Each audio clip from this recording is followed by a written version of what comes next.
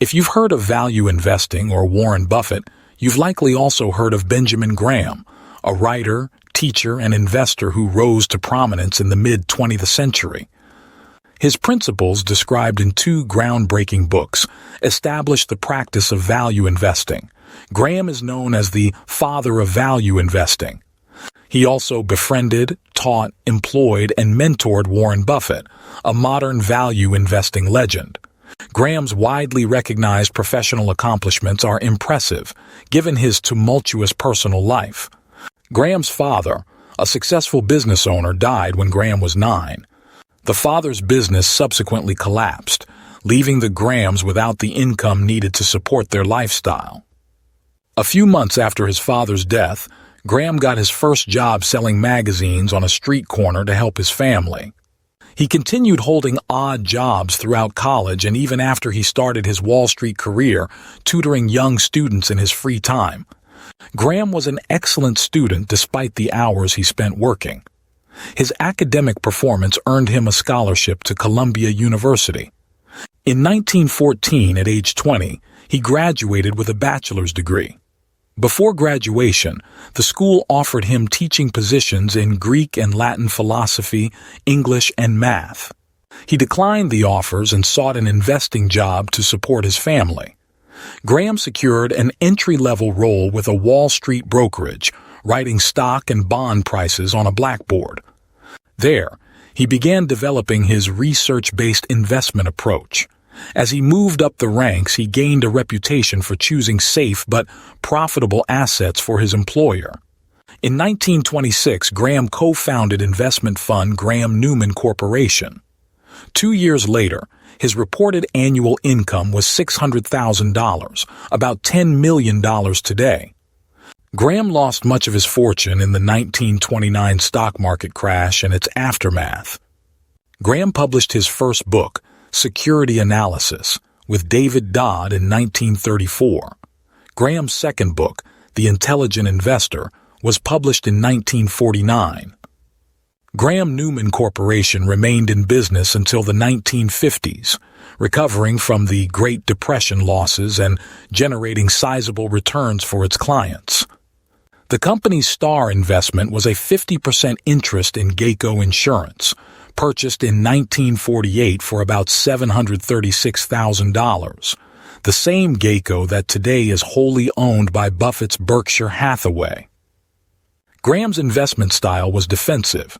In his writings, he promotes capital preservation as a priority, with growth being almost secondary. Here are 6 key tenets of Graham's investing approach. 1. Know yourself and invest accordingly. Graham offered different strategies for different types of investors. Investors short on experience or time should stick to high-quality, established stocks. They won't deliver the strongest growth but will have the most stability. More experienced investors can cast a broader net but must lean on fundamental analysis to support their decisions. 2. Invest, don't speculate. An investment operation is one which, upon thorough analysis, promises safety of principal and a satisfactory return. Operations not meeting these requirements are speculative.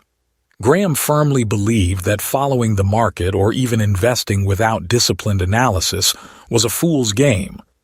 3. Focus on quality and value. Graham preferred stocks that today's investors would describe as high quality.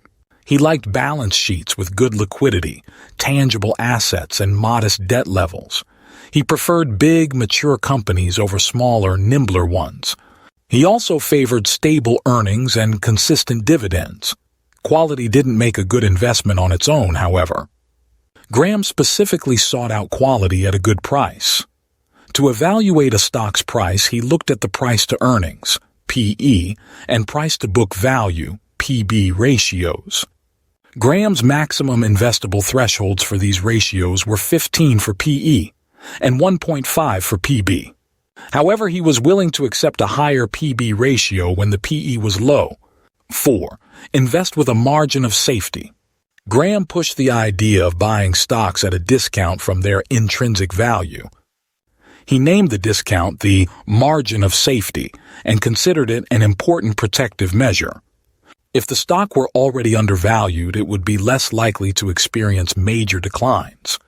Also, if the stock were trading for less than book value, investors could likely recoup capital in the worst-case scenario of bankruptcy. Implementing a margin of safety requires investors to determine the company's intrinsic value, which is not a black-and-white exercise. 5. Use volatility to your advantage. Graham accepted market volatility as an opportunity to buy or sell. When the market's down, stock prices can dip below their underlying values, and the value investor can scoop up stocks that meet technical and margin of safety requirements. In hot markets, many stocks end up selling for more than they're worth. The savvy investor can use that dynamic to take profits. Graham's view was contrarian. Buy when others are selling and sell when others are buying. 6. Diversify to protect against losses. Graham believed that even with thorough analyses and a margin of safety, investors would make mistakes. He argued for diversification within and across asset classes to protect against mistakes. In his view, diversification combined with a disciplined investing approach ensures that investing profits will exceed losses over time. Thank you for tuning in to today's video. I trust you found it insightful. Your feedback is invaluable, so please share your thoughts in the comments section below. Stay connected for more enriching content from the International Lens. And if you'd like to further support my efforts, consider buying me a coffee through the link provided in the description.